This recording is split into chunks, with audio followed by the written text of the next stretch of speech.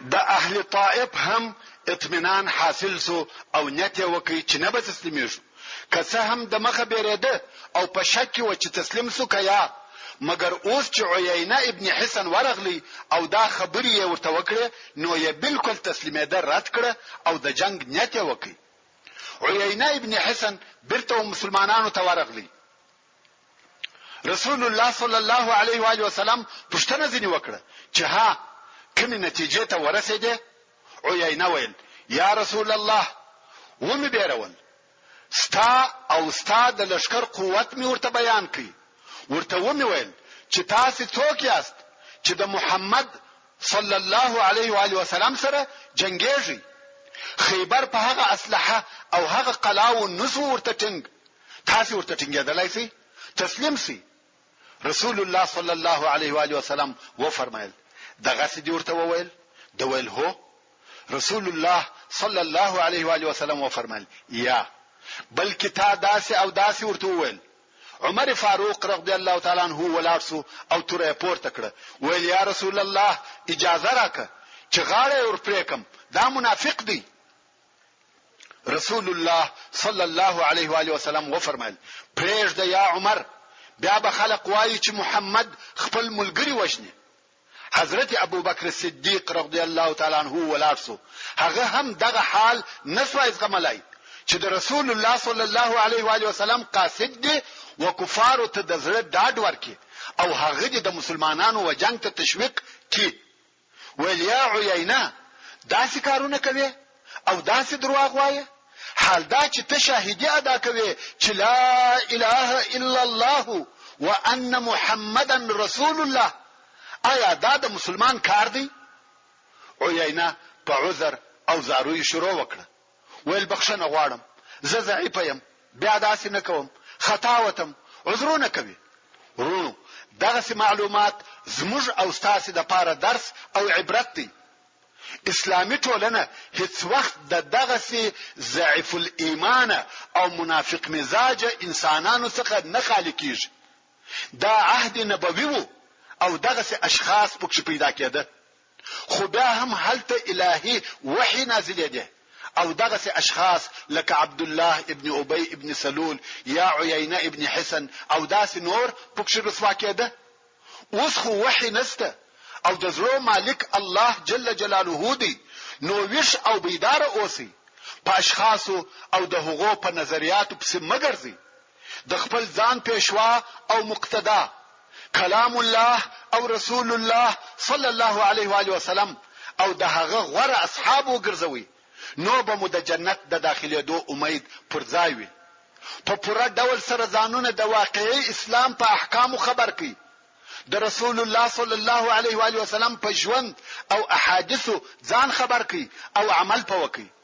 خو متاسفانه نن ورځ داسې شیطان صفته مسلمانان هم پیدا شوي دي چې د کلام الله او احادیث رسول الله صلی الله علیه و آله وسلم معناو ته هم د خپل شیطانی مقصد حاصلولو د پاره تغیر ورکوي، د پاره د دې چې دغه کسانو په دام کې و نه لويږي. فقط د پخوانیو علماو پر تفاسیرو او د احادیثو د کتابو پر شروحو اعتماد کوي. خیر، اهل طائف د خپل قلاو څخه هیڅ نه راوځي او مسلمانانو څو واره د حمله کوششونه وکړه، خو هغه هم د اهل طائف د غشو په سبب نسوای ورده مخه کېدلای. خالد ابن ولید رضی الله تعالی عنہ ورووتی او د قلاوه مخته ورته ګرځي، د پهلوانی حرکتونه ورته کوي، د طائف و مشرانو ته ورناري کی چې څوک جنگ او مبارزه را سره کوي، خداها خو هیڅوک نور ته راوځي. خالد رضی الله تعالی عنہ د قلا پر شاوخوا ورته ګرځي، د خپل همت او غیرت او بیا د دوی د بی غیرتی خبري ورته کوي چې ګوند یو څوک راوځي او بیا ورته وایي چې څوک مبارزه را سره کوي، بیا هم څوک نور ته راوځي. د رضی الله تعالی عنہ بیا هم ناره وروهي، خو آخر عبد یالیل ورته راځخ کړ، ویل یا خالد که یو کال پر دغه ځای ودرېږي په والله که څوک دروځي. خالد رضی الله تعالی عنہ هم بیرته راغلی، حتی د مبارزې د پاره څوک نه راوځي. بیا نو مسلمانانو د بابا جوړ کړ، هغه چې په خیبر کې لیدل او استعمال کړي و، او هلته مو درته ویلی و چې د بابا یو لو زنه ده چې د لرګي عربي لري او په څو نفرو پرې وهل کیږي د مخ د خوا په سرمونو او پوستو پټه ده د دې د پاره که دشمن په غوښو وشته غشي په هغه سرمونو کې بنديږي او هغه څوک چې پر دغه زنوي وهغه ته نور رسیږي دغه سرمنې او پوستونه یې بیا په اوبولندول ځکه که په اور هم وویشتل سي بیا هم دغه پوستونه اور نه اخلي نو مسلمانانو دغه د بابا جوړ کړه او سل نفر اصحاب کرام دغه د بابا تر شادي او پوری وهیه غواړي چې دغه زنه د قلا و دیوالته ورورسوي او هلته ورته کشیږي پر وروخیږي او قلا ته ورواوړي اهل طائف ورته ګوري چې مسلمانانو په ثقيله اسلحه شروع وکړه ځکه دا د هغه وخت لو او درنه اسلحه و واقعا هم دغه د بابا د طائف وقلاته ورنږدې سو د اهل طائف سره بیا یو بل اسلحه موجوده و لکه کوچنی منجنیق چې دبرې پوښتلې هغه بیا دغه اسلحه ورته کښول او دغه د مسلمانانو د بابا په لوی دبر ولي په غوښه نه ولي ځکه غش تاثیر نه پر کوي بلکې په دبرې ولي په دغه دبرو د بابا ماته سو ځکه دغه د بابا د پخوا څخه مضبوطه نه و جوړه شوی دالته یې پرسیانو سره بند کړی و د کار چلولو د پاره موقتی شی وو نو د بابا ماته سو او بیا یې پر اصحاب کرامو د غشو باران جوړ کړي حتی څونه پرې زخمیان هم کړ مسلمانان بیرته پر شا ولاړ او دغه حمله هم ناکامه سو دغه د طائف محاصره د شلو ورځو په شاوخوا کې دوام وکړي د مسلمانانو د طرفه دغه حمله او کوششونه پر لپسې جاری دي چې وقلات ورننوزي خو ټول کوششونه یې بے فایده و یو بل ورځ بیا مسلمانانو حمله وکړه چې هغه هم بے فایده سو ابو بکر صدیق رضی الله تعالی عنہ د رسول الله صلی الله علیه و آله وسلم سره ناس دی او د رسول الله صلی الله علیه و آله وسلم سره په دغه باره کې خبرې کوي چې باید څنګه او په څه ډول حمله پر وکړو رسول الله صلى الله عليه وسلم وفرمایل يا ابا بكر ان الله لم يأذن لي بفتحها يعني يا ابا بكر الله جل جلاله د طائف د فتح اجازه نکړه او دغه د طائف فتح الله جل جلاله تر دغه د مخه په خپل کتاب کې ذکر کړی و چې د سوره الفتح په 21 نمبر آیات کې فرمایي واخرى لم تقدروا عليها یعنی یو بل ځایسته چې اوس د هغه د فتح کولو قدرت نه لري چې ډېر مفسرین یې دغه د طائف فتح بولي الله جل جلاله دغه څه مقدره کړی و چې اوس یې نسی فتح کولای ابو بکر صدیق رضی الله تعالی عنہ چې دا خبره واورېده ویل یا رسول الله وخلق ته د کوچ او باریدو اجازه ورکو یعنی په باریدو یې امر کو رسول الله صلی الله علیه و آله وسلم و فرمایل هو ځکه وحی نازل سوی وي چې نسی فتح کولای کوم وخت ابو بکر صدیق رضی الله تعالی عنہ د رسول الله صلی الله علیه و آله وسلم د خیمه څخه راووتی چې خلق په باریدو سره امر کی ویل د چې د عمر فاروق رضی الله تعالی عنہ او ابو المحجن الثقفي په مابین کې یو تود بحث یا سوال او جواب شروع دی ابو المحجن الثقفي چې د قلا پر بام ولاړ دی او عمر رضی الله تعالی عنہ پر مځکه ولاړ دی په لوړ आवाज او نارو یو د بل سره خبرې کوي ابو المحجن ورته وایي تاسو څوک یاست تاسو جنگ نه دی زده تاسو د جنگ خلق نه یاست عمر رضی الله تعالی عنہ بیا ورته وایي تاسو لکه کربوړي په غار کې پټ یاست چیرې بل څه خولار سي قسم په الله یو کال به درته ولاړیو ترڅو وراوتلو ته مجبور سي اوس ابو بکر صدیق رضی الله تعالی عنہ راووتی چې خلق په باریدو امر کی او دلته د عمر رضی الله تعالی عنہ او ابو المحجن په مابین کې دغه سوال او جواب شروع دی ابو بکر صدیق رضی الله تعالی عنہ واورید چې عمر رضی الله تعالی عنہ ورته وایي والله یو کال به دلته انتظار درته وباسو ابو بکر صدیق رضی الله تعالی عنہ ورته ویل داسې موای یا عمر الله جل جلاله یې د فتح اجازه نه ده کړې عمر رضی الله تعالی عنہ ورته وایي تا دغه خبره د رسول الله صلی الله علیه و آله وسلم څخه واورید ویل هو ویل نو باریجو ویل هو نو داسې امر وسو چې ویل سبا باریږو. د بارېدو امر چې نشر سو، ځینې ځوانان د جهاد شوقان، هغه کسان چې د حنین په ورځ تښتېدلي وو او پر هغه خپل تېښته غمجن وو و خپل ځانو ته قهر راغلی وو، اوس غواړي چې د ثقيف او حوازن څخه خپل بدله او انتقام واخلي. نو ویل موږ نه باریږو، څو طائف فتح نکو. ورسول الله صلی الله علیه و آله وسلم ته ورغله ویل یا رسول الله طائف مو نه دی فتح کړی او زه موږ جنگ ورسره کوو. رسول الله صلی الله علیه و آله وسلم و فرمایل الله جل جلاله یې د فتح اجازه نه ده کړې. دوی ټینګو ویل ته مو تجربه کوي یا رسول الله. رسول الله صلی الله علیه و آله وسلم و فرمایل شدی ورسې حمله پر وکړي. هغه پر جوش راغلي ځوانان سره یو ځای شو او د طائف پر قلعه ډېر شدیده حمله وکړه. د هغه طرف څخه په غشو وشتل کېده، دونه غشي پر و اورول چې ټوله زخمیان کړه، یو هم به زخمه نسو پاته، بیرته ټوله زخمیان راغله. رسول الله صلی الله علیه و آله وسلم و فرمایل ان شاء الله سبا باریږو. خلق هم په دغه فیصله خوشاله و او هیڅ ونه ویل. خلق د باریدو د پاره د سامان په تړلو مشغول شو او رسول الله صلی الله علیه و آله وسلم د ځان سره په تبسم خندل. په سحر کې مسلمانان را باسو او طائف نسو فتح. اوس چې د مسلمانانو لشکر د طائف څخه کوچ وکي او رهیسو، رسول الله صلی الله علیه و آله وسلم و فرمایل دغه الفاظ وایاست آیبون تائبون عابدون لربنا حامدون. بلار کې بیا ځینې هغه اصحاب کرام چې زړه درد کړی وو چې طائف ولې نسو فتح، ورسول الله صلی الله علیه و آله وسلم ته ورغله او ویل یا رسول الله وثقفت شراوک. رسول الله صلی الله علیه و آله وسلم نبی الرحمه و فرمایل اللهم اهدي ثقيفا واتي بهم، یعنی الهی وثقفت هدایت وکي او مسلمانان یې راولې. د شراب په عوض کې دعا ورته وکړه او واقعا هم لږ موده وروسته الله جل جلاله وثقفت هدایت وکي او د دوی ډله په مدینه منوره کې ورسول الله صلی الله علیه و آله وسلم ته د اسلام د اعلانولو د پاره ورغله او اسلام ته داخل شو. کوم وخت چې رسول الله صلی الله علیه و آله وسلم د طائف د محاصره پریښول نو جعرانه ته ولاړ. جعرانه هغه ځای دی چې د حنین غنیمتونه پکښ یو ځای شوی و.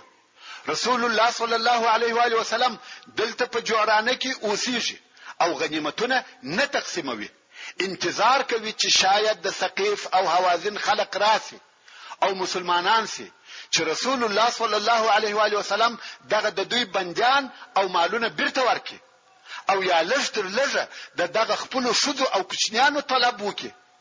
رسول الله صلی الله علیه و آله وسلم د 15 ورځو په شاوخوا کې دلته د دوی د راتګ انتظار وکړي چې ګوند یو څوک راسي، خو بیا هم د ثقيف او حوازن د طرفه څخه هیڅوک نه راغله.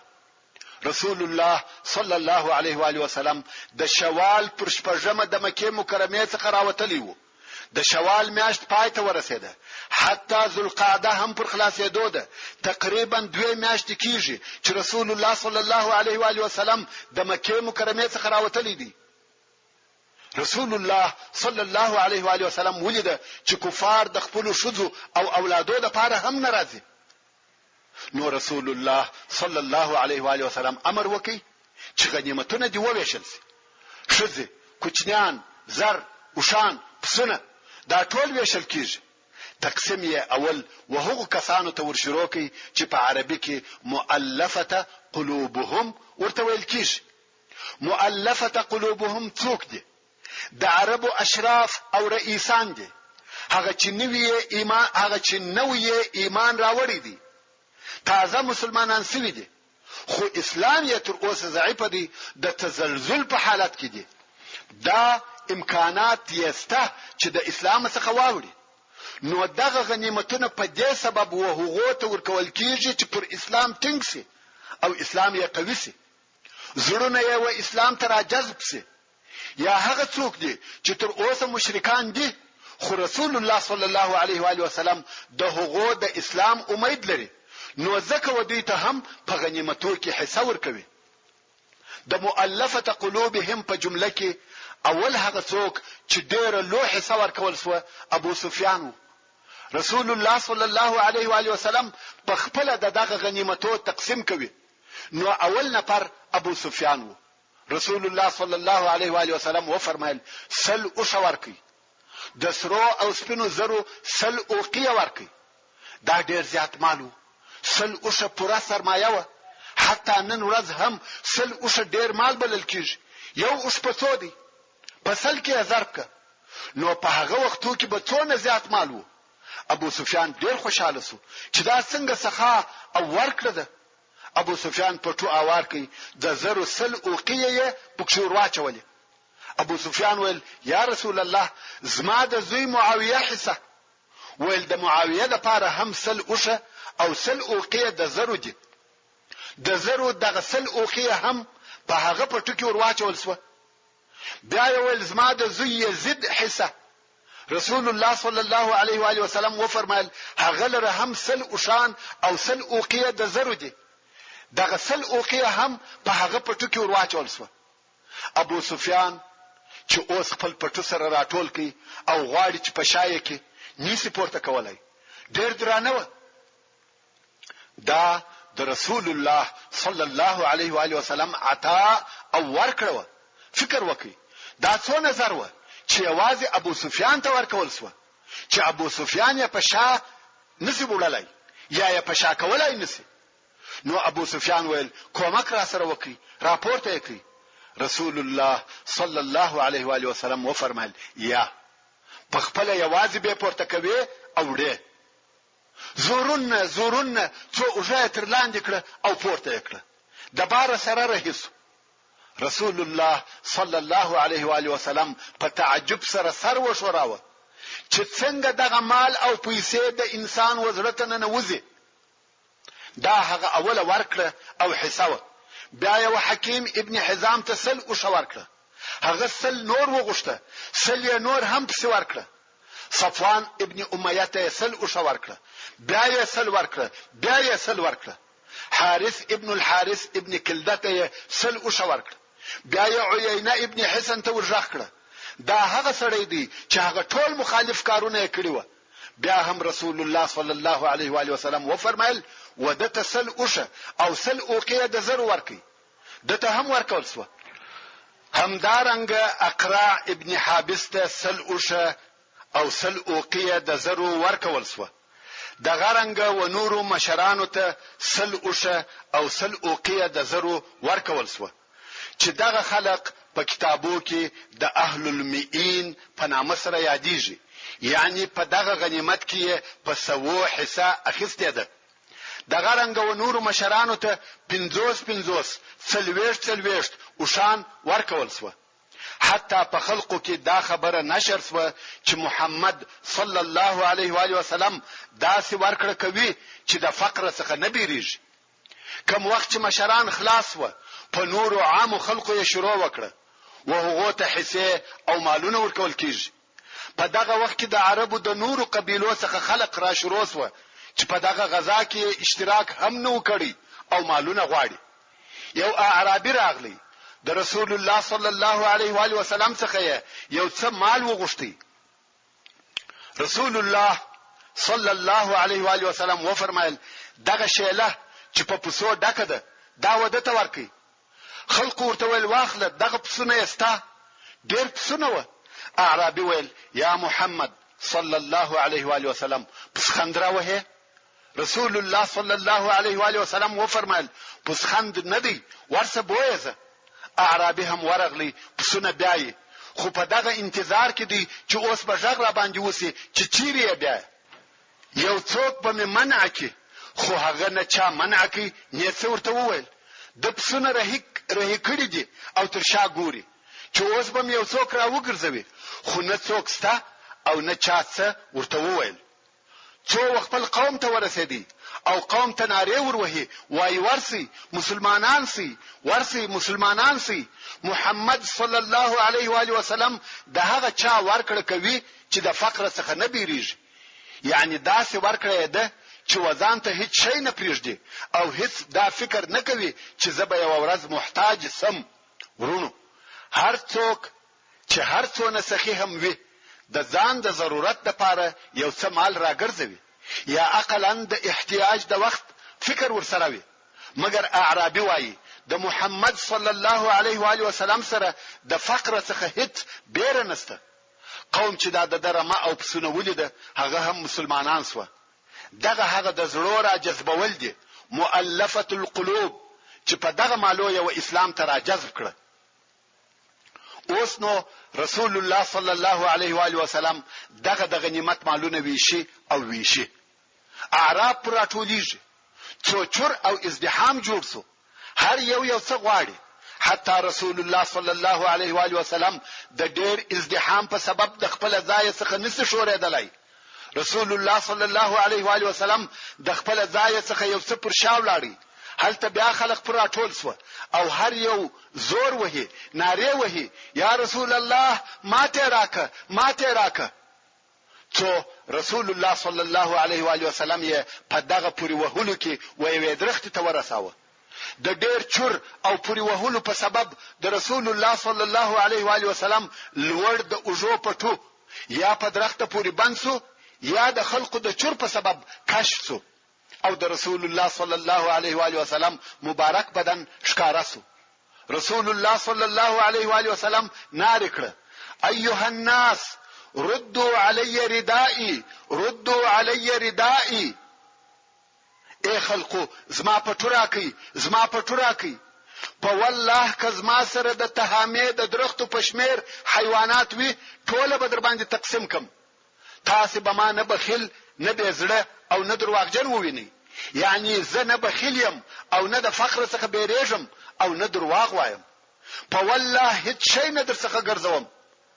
هلته ورسول الله صلی الله علیه و آله وسلم ته نږدې یو اوښ ولاړ و. د هغه پر بوکه لاس تیر کړي. د اوښ یو څه وړي په لاس ورغله، هغه وړي په لاس کې پورته کړي او وی فرمایل: اے خلقو په والله په دغه غنیمتو کې د دغه وړیو پر اندازه شی زما نه دی بل خمسه څخه، یعنی 15 حصہ، او هغه خمس ټول پر تاسو ویشم، ځان ته هیڅ شی نه پرېږدم. په دغه وخت کې یو اعرابي راغلی. اعرابي خو پیژني، هغه صحرایي عرب ته ویل کیږي کوم چې په خیمو او قبیلو کې اوسېږي. اعرابي راغلی او رسول الله صلی الله علیه و آله وسلم یې تر کالی ونیوي او کالی په زوره کش کړي چې دغه کشیدو په سبب د رسول الله صلی الله علیه و آله وسلم پر مبارکه غاړه سر داغ پاتې سو. ویل: یا محمد صلی الله علیه و آله وسلم ماته هم راکه او عدل وکه، قریش ظالم قوم دی. حضرت عمر رضی الله تعالی عنہ د دې خبرې تحمل نسوای کولای، اجازه یې وغوښته چې دغه سړی ووجني، ځکه دغه خطاب یې ورسول الله صلی الله علیه و آله وسلم ته وو او رسول الله صلی الله علیه و آله وسلم قریش دی. خو رسول الله صلی الله علیه و آله وسلم و فرمایل: پرېږده یا عمر. او دغه اعرابي ته مالونه ورکړه او اخر یې ورته وویل: راضي سوې؟ اعرابي ویل: هو راضیم. دا د خلق سره د رسول الله صلی الله علیه و آله وسلم ژوند معامله او ورکړه. دغه ویش تر اوسه په خمس یا د غنیمتو په 15 حصہ کې وو چې د هغه د مصرفولو اختیار د رسول الله صلی الله علیه و آله وسلم په لاس کې وو او د غنیمتو هغه پاتې 4 حصے پر لشکر تقسیمیږي. پس له هغه څخه چې رسول الله صلی الله علیه و آله وسلم د خمس د ویشل څخه فارغ سو، نو یزید ابن ثابت رضی الله تعالی عنہ امر کوي چې نور غنیمتونه او خلق دی را حاضر سي او بیا یې نو پاتې غنیمتونه پر لشکر وویشل چې هر سړی ته 4 اوشه او 40 پسونه ورسېده او هغه څوک چې آس به ورسره وو هغه ته 12 اوشه یو سل او شل پسونه ورسېده. اوس به د امام غزالی رحمه الله قول در تر نقل کم. امام غزالی رحمه الله وایي د رسول الله صلی الله علیه و آله وسلم دغه د مالو ویشل پر یو حکیم سیاست جوړ او بناوه. ځکه په دنیا کې ډېر داسې قومونه شته چې حق ته په نس سره وروستل کیږي، نه په عقل سره. یعنی نس یې ورچاخ که نو یې حق ته وروله. لکه څرنګه چې حیوانات په یو موټ شپشتو سره خپل لارې ته راوستل کیږي، دغه شپشتې به دې ورته نیولې وي او هغه حیوان درپسې وي څو یې هغه د وکوټې ته په امن او امان ورولې. دغه رنګه ځینې انسانان ودې ته اړ او محتاج دي چې یو قسم فن به ورسره کاروي ترڅو د ایمان سره الفت پیدا کی او ورته راجذب شي. ورونو یو شی ته متوجه شي، د دشمن څخه غنیمت هر شی او هر څونه چې وي پر 15 حصے ویشل کیږي، چې 15 حصے ته خمس ویل کیږي او دغه خمس تصرف د وخت د امیر پلاس او اختیار کې دی. څرنګه چې لازمه بولی پر هغه قسم به د اسلام او مسلمانانو د مصلحت لپاره تصرف پکې کوي او پاتسوي هغه څلور حصے هغه د لشکر حق دی او پر دوی ویشل کیږي. نو اوس چې رسول الله صلی الله علیه و آله وسلم وخلقه ته دغه ډېر مالونه ورکول، هغه ټوله د خمس څخه و او د مصرفولو اختیار یې د رسول الله صلی الله علیه و آله وسلم په لاس کې وو، چې دغه ورکړه ته عطیه یا عطیات ویل کیږي. او دغه عطیات چې تر خپل حصے زیات یو امتیاز وو ټول و قریشو یا د نورو عربي قبیلو و مشرانو یا اعراب ته ورکول سو. په دغه امتیازاتو کې په انصارو کې هیڅ چاته هیڅ شی نه ورکول سو او پاته د غنیمت نور څلور حصے و خپل حقدارانو ته که مهاجرین و که انصار او که د نورو قبیلو خلق و پر ټول لشکر په صحیح تقسیم سره وویشل سو او هر چاته خپل حصہ پورا ورکول سو. مگر څرنګه چې په عطیاتو کې و انصارو ته هیڅ شی نه ورکول سو، نو د دوی په زړه کې یو څه خپګان پیدا سو او په دغه باره کې خبرې کېده.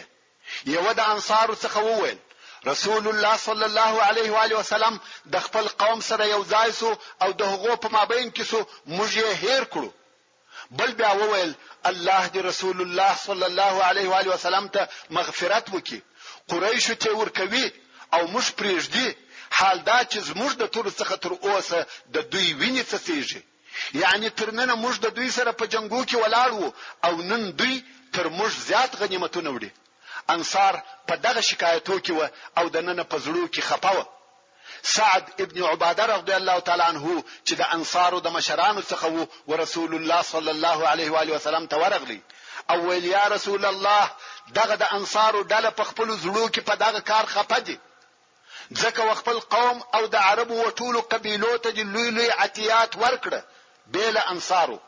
رسول الله صلی الله علیه و آله وسلم و فرمایل یا سعد ته په خپل په دغه باره کې سوایه. سعد رضی الله تعالی عنہ ویل یا رسول الله زه هم زما د قوم څخه یو سړی یم.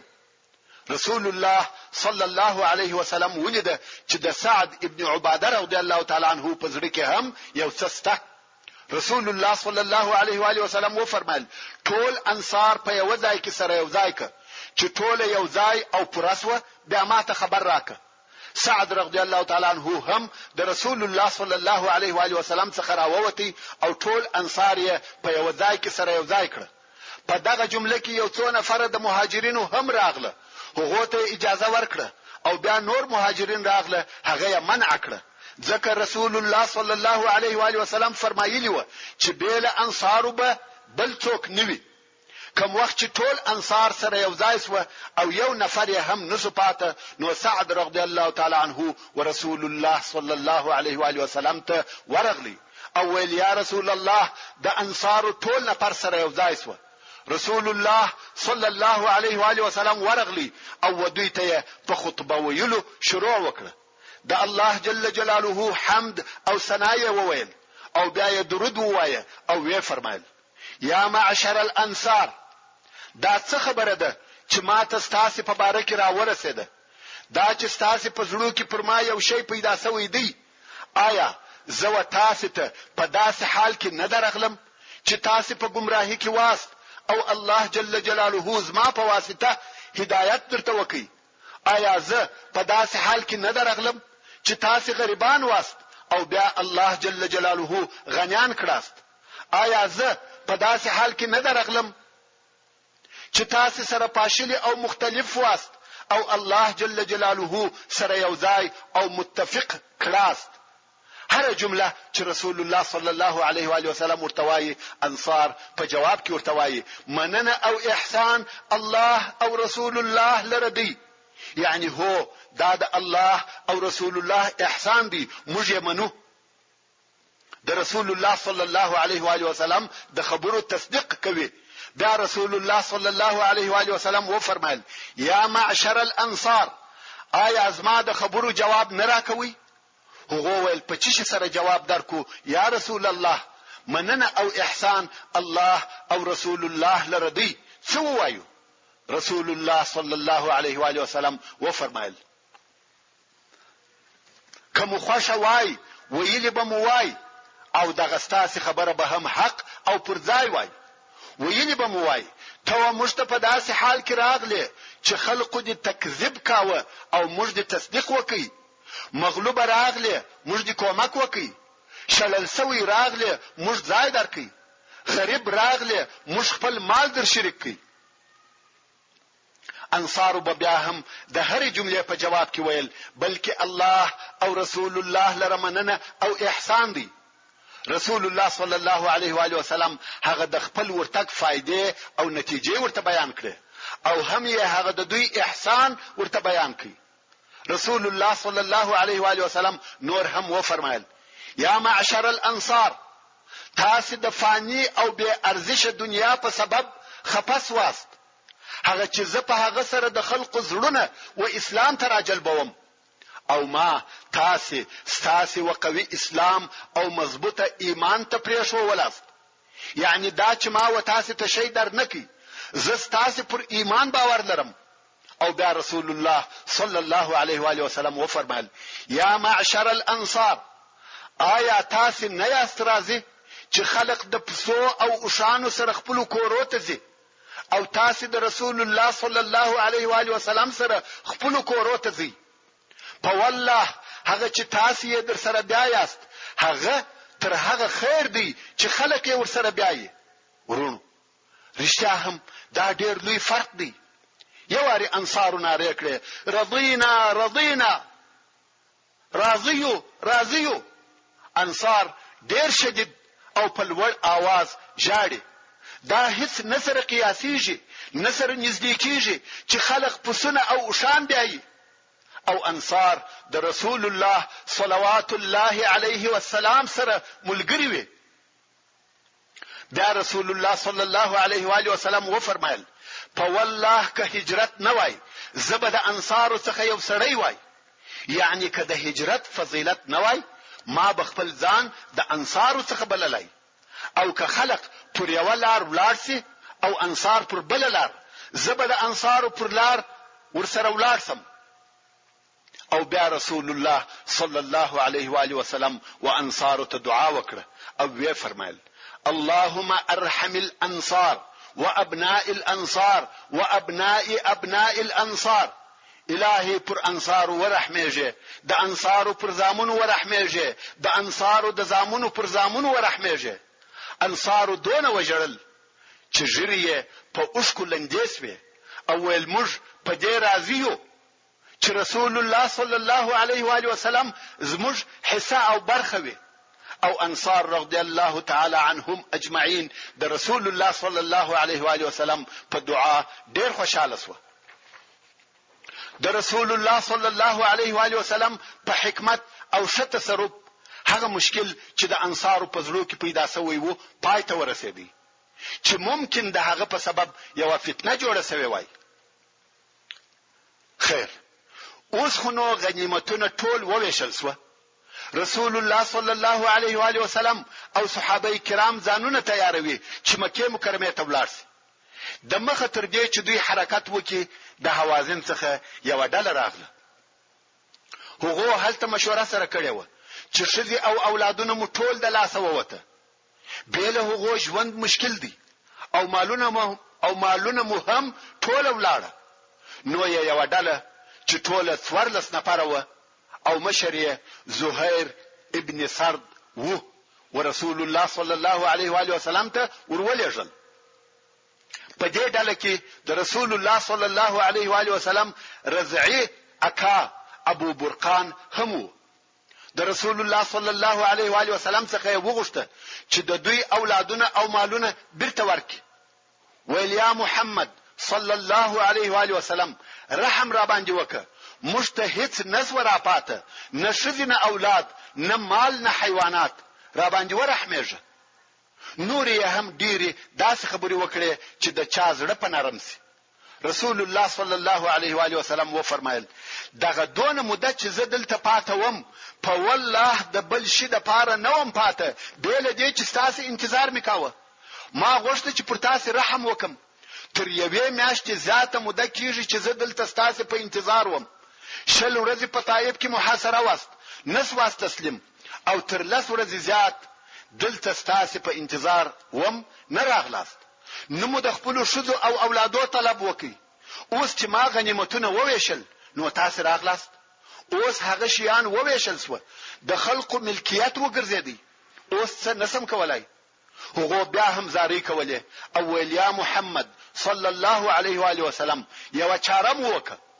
رسول الله صلی الله علیه و آله وسلم و فرمایل تاسو زما سره دغه خلق ویني، یعنی زه یوازې نه يم چې د خپل خوښ سره موافق تصرف وکم، بلکې دغه خلق می هم ملګری دي او ماته تر هر څه رښتیا خبري خوښ دي.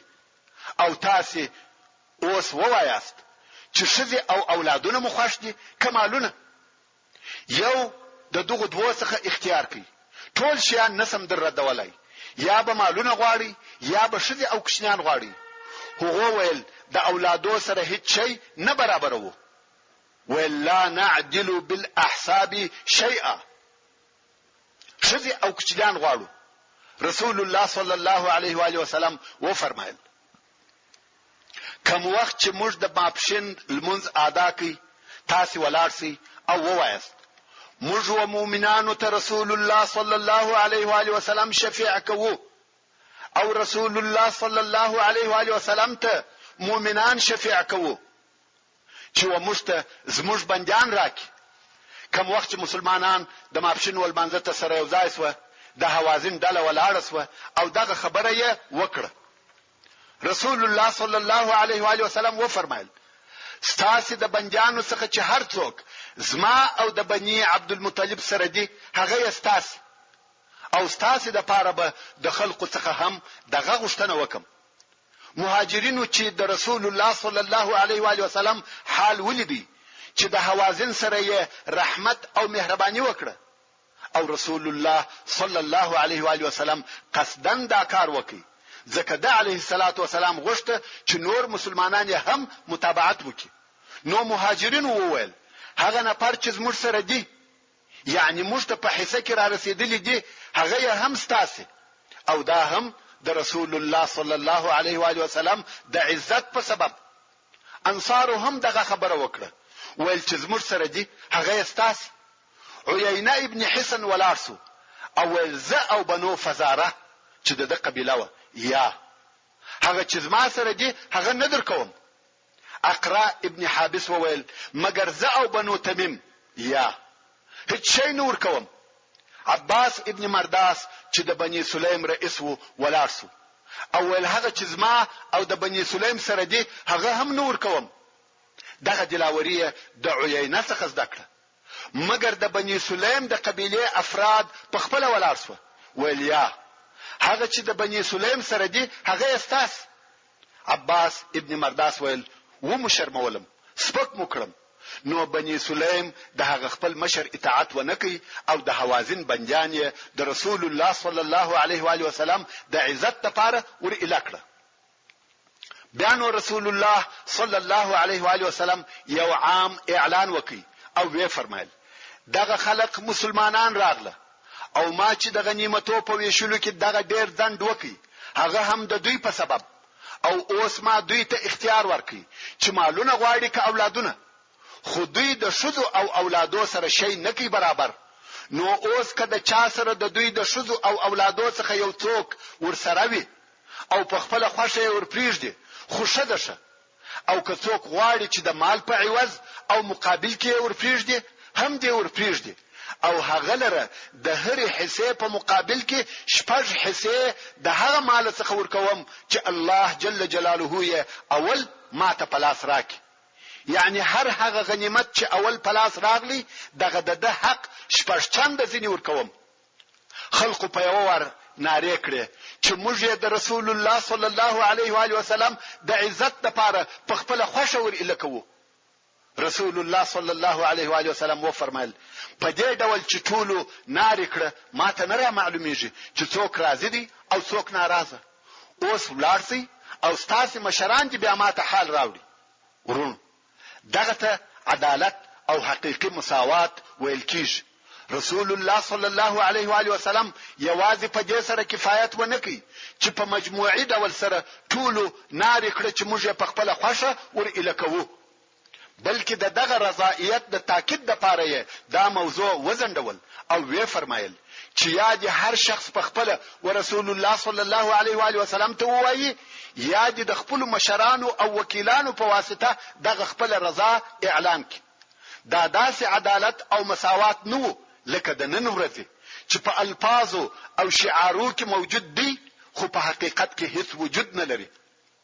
بیا په ورسته کې ټول مشرانو دا خبر راوړي چې ټول افراد په خپل خوشي او ستاد رضا لپاره ور الکوي چې په نتیجه کې ټول خلکو خپل بندیان الکړه بیل دوه نفرو چې یو یې اقرع ابن حابس وو د بنو تمیم رئیس او بل یې عیینه ابن حسن وو د غطفان رئیس. رسول الله صلی الله علیه و آله وسلم دغه دوه نفر راوغشتل او ول بندیان ور الکی. هغه ویل یا رسول الله دا اوس زموږ ملک وګرځیده نه ور پریږدو. رسول الله صلی الله علیه و آله وسلم و فرمایل ور الیکی او زب انصاف تر سره وکم بدله به درکم. عیینه ویل څو یا چی شرا کوي؟ رسول الله صلی الله علیه و آله وسلم و فرمایل د هر بندي په عوض کې 4 اوشان. عیینه ویل راضیم. نو د حوازن هغه پاته بنجان په دغه طریقه سره ور اله او خلاص و او بیا رسول الله صلی الله علیه و آله وسلم و هر بندي ته یو جوړه کالی هم ورکړه. مګر د حوازن قبیله سره د دې چې ټوله بندیان شذ او کوچنیان ور اله او خلاص و پر هغه خپل کفر پاتس و مسلمانان نسوه. په دغه وخت کې د یو داسې سړي وزړه ته اسلام لار وکړه چې د هغه د اسلام او مسلمانیدو هیڅ امید نه کېدی چې هغه د حوازن رئیس او سردار مالک ابن عوف دی هلته په خپل قلعه کې په وادي لیه کې وو او د بیرې د قلعه څخه نسوای راوتلای حتی طائف ته هم د بیرې نسوای تلای. نو یې په ځل کې د اسلام شوق پیدا شو او ول ټول خلق د محمد صلی الله علیه و آله وسلم سره دي موږ هیڅ نسور سره کولای او که موږ نور هم پر دغه کفر پاتسو نو هیڅ وخت طائف ته هم نسوتلای. نو یو رسول الله صلی الله علیه و آله وسلم ته نفر ولېږي او دغه علیه الصلاة والسلام څخه یې امان وغوښتي. رسول الله صلی الله علیه و آله وسلم هم امان ورکړي. پس له امانت څخه مالک ابن عوف ورسول الله صلی الله علیه و آله وسلم تورغلی او مسلمان شو. رسول الله صلی الله علیه و آله وسلم د اسلام د امتحان د پاره مالک ابن عوف د سپرو د یوې ډلې امیر وګرځاوه او ول پر طائف حمله وکړه. مالک ابن عوف هم هغه ډله ورسره رهي کړه. پر طائف او خپل قوم یې حمله کولې ترڅو چې رسول الله صلی الله علیه و آله وسلم ورته وویل پرېږده. نو اهل طائف ولیده چې هغه د دوی سردار مالک ابن عوف رضی الله تعالی عنہ هم مسلمان سو مګر بیا هم دوی پر شرک او کفر باقی پاتو او د طائف خلقو د لات عبادت کاوه چې ربه یې ورته ویل.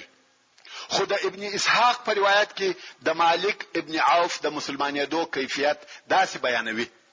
کوم وخت چې د حوازن ډله د خپل بندیانو د خلاصولو د پاره رسول الله صلی الله علیه و آله وسلم ته ورغله او هغه علیه الصلاة والسلام یې بندیان ور الکړه.